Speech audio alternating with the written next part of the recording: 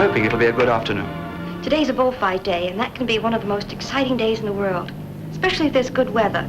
Bullfighting needs the sun. In a few minutes, we'll be joining Orson Welles at the bull ring here. But until we do that, I thought we ought to give you some idea of the kind of spectacle you'll be going to see. To start with, it's the only spectacle on Earth in which a completely wild animal appears outside a cage. And I do mean a completely wild animal. The Spanish bull is a distinct zoological species. It's as different from our bulls as an armored car is from a wheelbarrow. And obviously, the job of killing them has become the highest paid on Earth. A top matador now can earn up to £4,000 for an afternoon's work. That's an awful lot of money. And what do they do with all that money? I've always wondered. Well, I found out this summer when I went down south and visited a bullfighter in his hometown. First of all, because he was an intensely religious person, he gave a lot of money to the church and various charitable organizations. But then for himself, he was wonderful. He was like a Texas oil millionaire. He just went out and bought 2 of everything.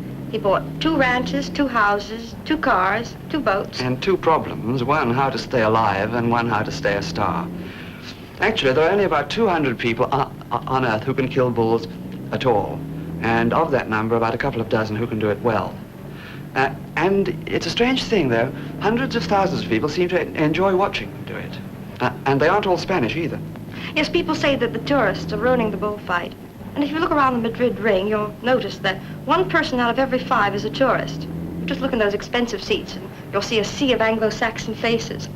There's an old Spanish proverb that if you see the bull coming into the ring with a man on his back, it's probably an American, making sure of a good seat. The last time we were here, somebody told Ava Gardner after a bullfight that actually she was the only Spanish-looking person in the place. Well, it's a wonderful thing. You can read all kinds of significance into the bullfight.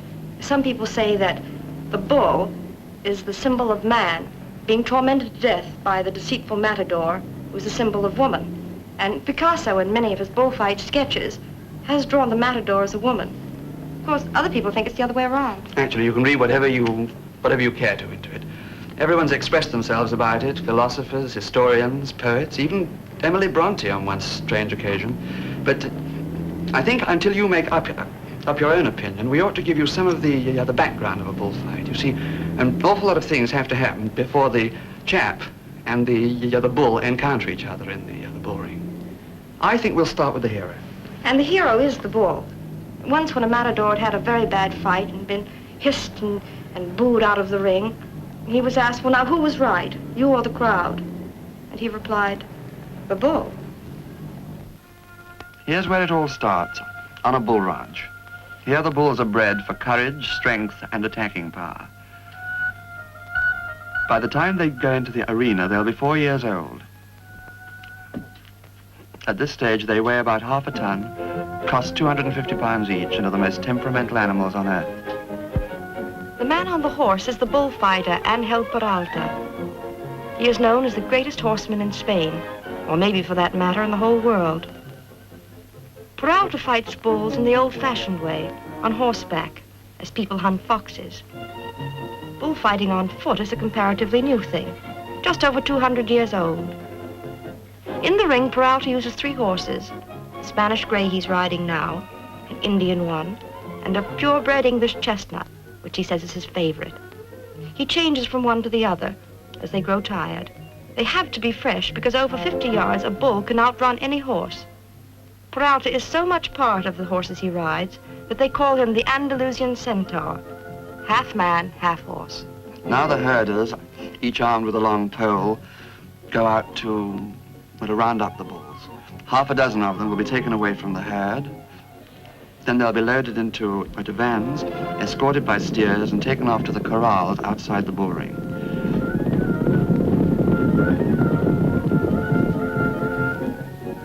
Here they will wait until the hour of the corrida, being stared at and appreciated and assessed by all the experts in town. And on a bullfight day, that means everybody in it.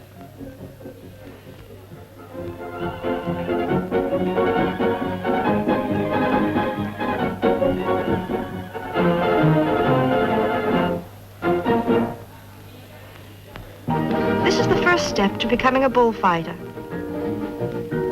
The young men are getting into practice. All over Spain, these mock battles are going on. The boys with the wheelbarrows and horns are the bulls. The others are the matadors. After a while, they'll change over.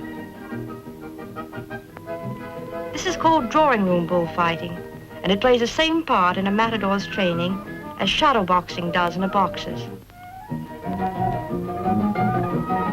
It's quite another thing when the opponent is something more than a shadow.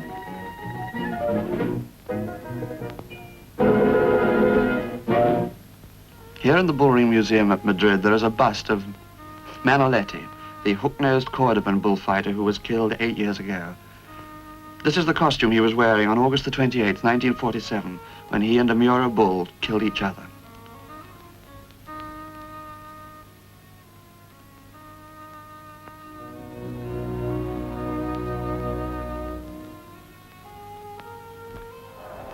And this is the poster that advertised that fatal afternoon.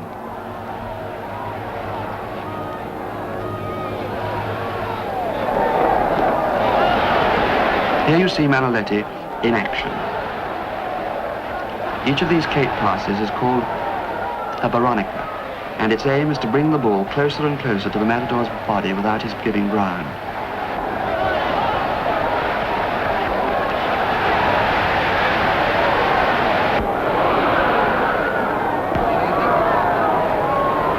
Here you can see just how close those horns are and how little Manoletti cares. He is teaching the animal how to become part of a pattern that he has invented, and he's also bringing death pretty close to life.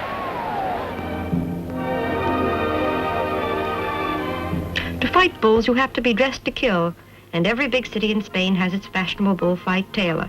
These costumes aren't padded in any way, and they offer no protection at all. Aren't these shirts beautiful? Women buy them as well, you know. Although a bull's life in the ring lasts only 20 minutes, if he's a brave bull, he goes down in history.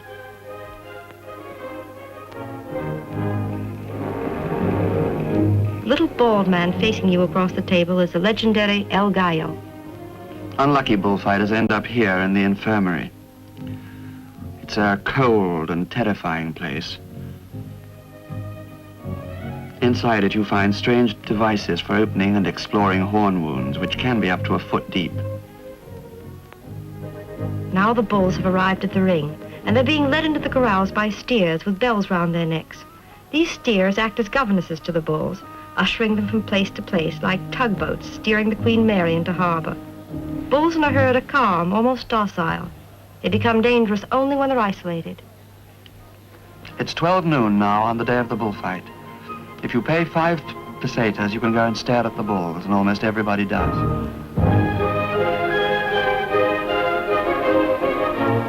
The 6 bulls are paired off.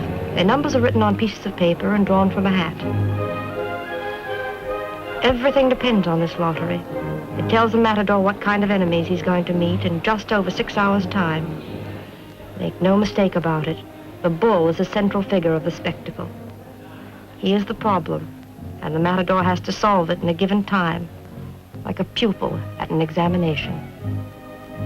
There's an hour to go now before the fight starts, and we're almost ready to join Orson. The time is 5:30. Nowadays, death in the afternoon is actually death in the early evening.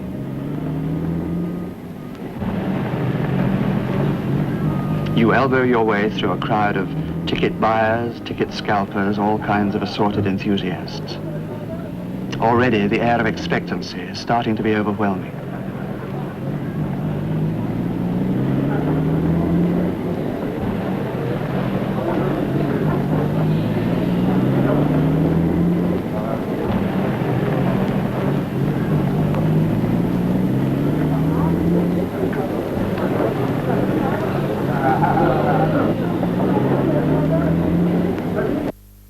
Inside, the inexpensive seats are already starting to fill up. Here you can sit for half a crown in conditions of extreme discomfort.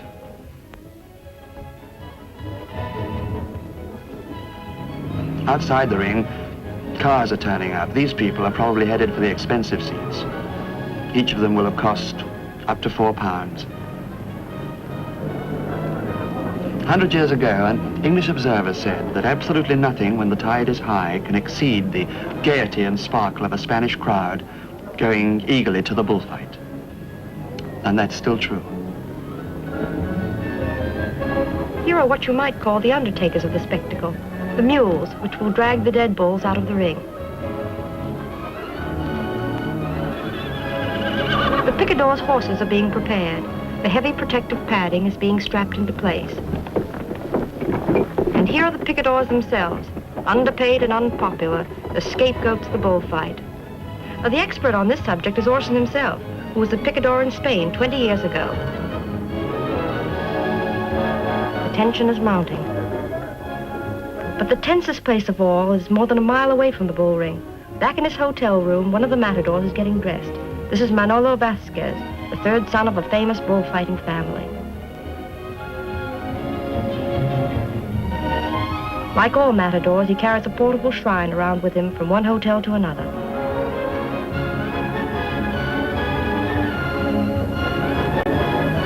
At the arena, the entire crowd is starting to get on tiptoe.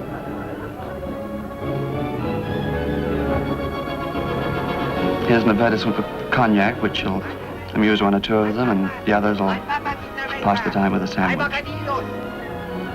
Here are the other bullfighters arriving with a heavy hamper full of capes and swords. Here comes Pedres. He was a sensationally brave torero a couple of years ago, but he's apparently lost his nerve since. He goes in with the others to the bullfight chapel, which is an essential part of the architecture of the place.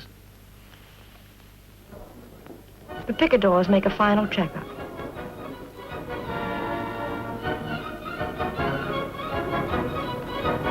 In the courtyard outside the chapel, the matadors shake hands and try to appear at ease. After all, it's just another afternoon, and they've probably fought twice before in different towns during the same week. All the same, it's getting close to 0 hour. Outside and in the corridors around the arena, the crowd is still surging. 23,000 people are going to see a cruel spectacle, but they aren't going for cruel reasons. What they're going for is the spectacle of a human being testing his courage and skill against the sheer power of an animal. And if it's a good day, what they'll see is the victory of mind over matter. The arena's full to the flag, and there's Orson pushing his way into his place. Time we got into our seats, too.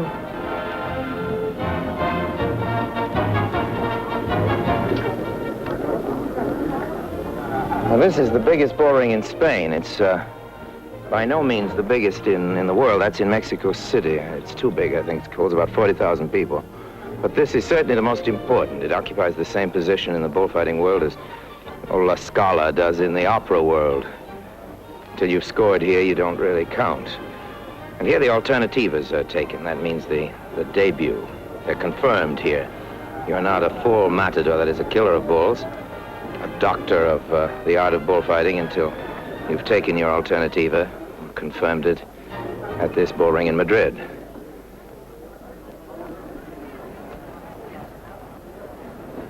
These fellows in the passageway between us and the arena, attendants in the bull ring, and a couple of owners of bull ranches, managers of the bullfighters, and just taking their place below me are the doctors, who are very important indeed, of course. It's a great specialty, the bullfighting surgery, and bullfighters all hope that if they have to be caught by a bull, it'll happen in Madrid. They say that if Manolete had been wounded here on that fatal Sunday, he might have been saved.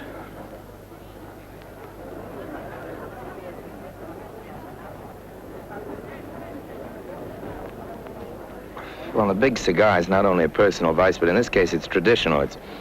It's like the hot dog at a ball game. It's practically required, like the gray topper at Ascot. And speaking of that,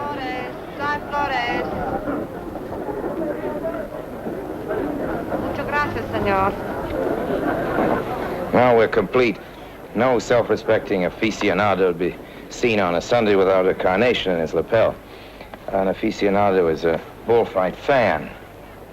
Over there on what are called the sunny seats. The sunny side being cheaper. Over there is where they really care about it. Our side being more or less the swells. They're the Tynans.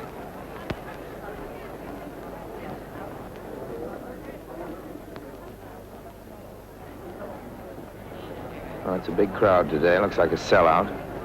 Just about 2 minutes to go. The bullfight, you know, is very punctual. It's the only thing in Spain that is.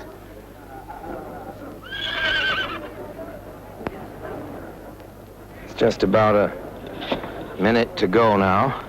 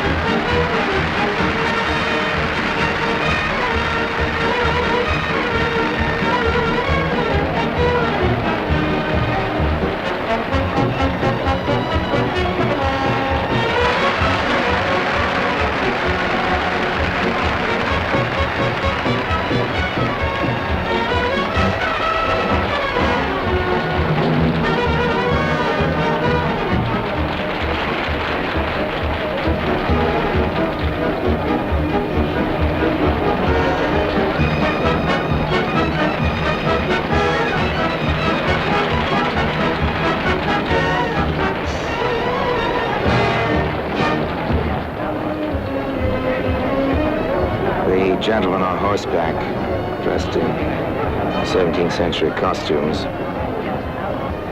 are the alguacil, the constables. Their job is to pass on any orders of the president to the bullfighters. Now they take off their hats, petitioning the president for permission to begin the bullfight, the running of the bulls, and the key to the toril is tossed to them. It's a symbolic gesture, but a real key. And he's caught it, gets a good hand for it.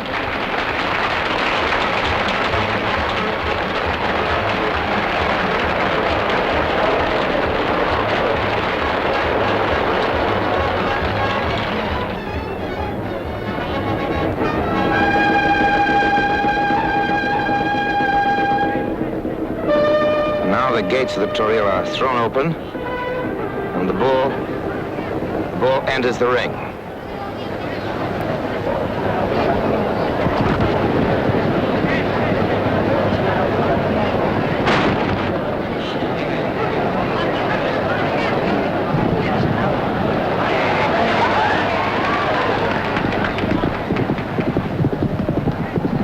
This one's a good bull, very good bull indeed.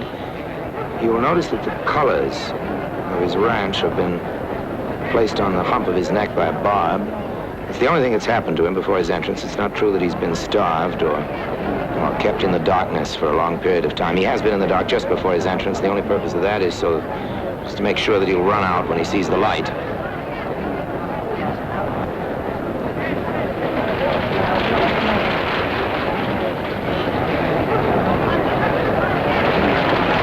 What we're seeing now is the doubling of the bull. The men there with the capes are the matador's assistants. They're not trying to do anything fancy or flashy. They're just attempting to establish, if possible, if the bull has a bad eye or, above all, a hook, a tendency to hook to the right or left. That's a very important point because all of the matador's work later on will depend on the knowledge he's gaining now. You can see him down there studying the bull. In a minute, he'll go out himself with the cape alone to face it. But for the moment, he's studying the bull, trying to learn as much as he can about his adversary in as short a time as possible. The right hook, of course, is the most dangerous tendency that a bull can have because it's over the right horn that the killer of bulls must go for the final moment.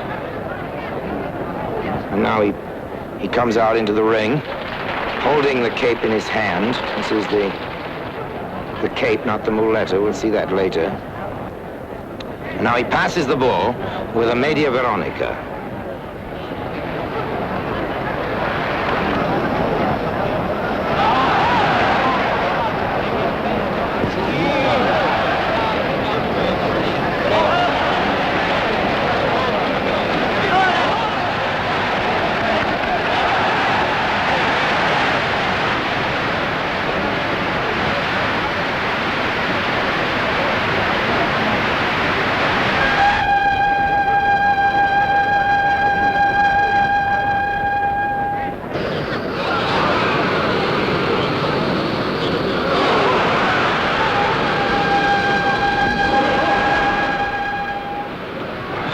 the time for the banderillas. A little more than 10 minutes have elapsed since the ball first exploded into the arena. And now the sticks are going to be placed. The banderillas are the things that newcomers to the corrida always like most because they're the most decorative and the easiest to understand. That is the easiest to understand if you're looking at it. I myself have never been entirely convinced of the necessity in the modern bullfight for the banderillas. Theoretically, they're supposed to correct any tendency to hook, that is, turn in one direction and another. Well, we're approaching the climax now.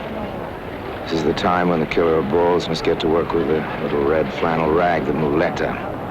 Nowadays, it's as a muletero that he'll be judged. The muleta is, of course, half the size of the cape and therefore twice as dangerous. You're giving the bull a great deal more of your body to look at. The muleta was invented about 1700 by a man called Francesco Romero, who was one of the fathers and founders of modern bullfighting. He was the first man to kill a bull face to face, and the muleta is what made it possible, as you'll see.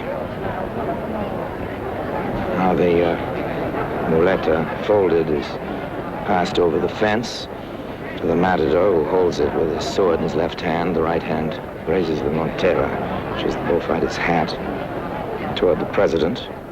This is the traditional petition for permission to kill.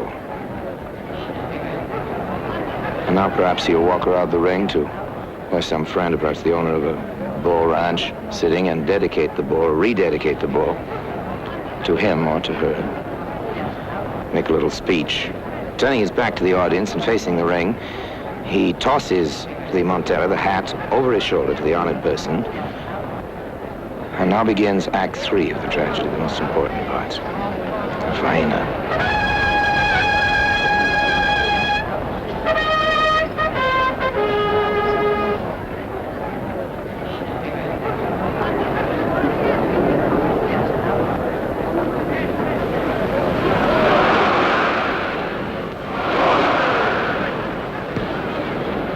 As you can see, he's holding the muleta in the left hand now. He's attempting to perform the left-handed natural, which is the oldest and the best of all muleta passes. He's trying hard, but he's having to step back after every pass. It's a pretty difficult ball, and he hasn't quite got control of it yet. But after a few good attempts, he does a chest pass at the end of the series, and he gets a round of applause.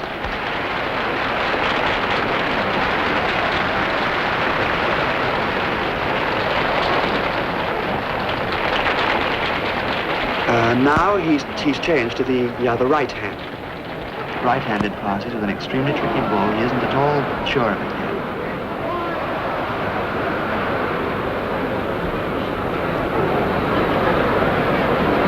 Now he's a bit more sure. He's taking it round and round his body in these long, slow U-turns, which are at the heart of all good bullfighting.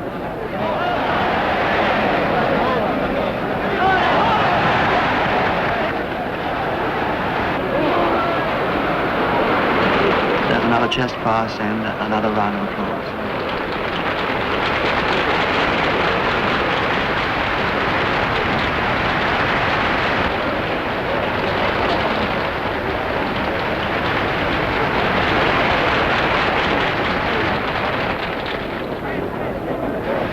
Oh, look, he's been caught!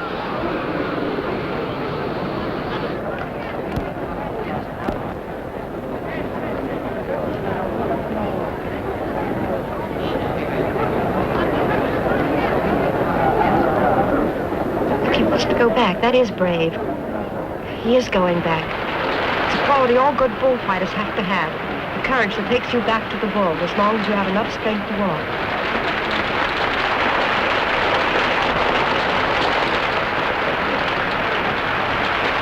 He's seen what he wanted to see.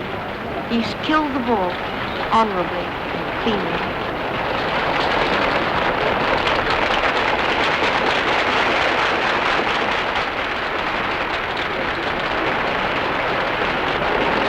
A good fight, a matador goes on a tour of the ring, receiving the crowd's adulation.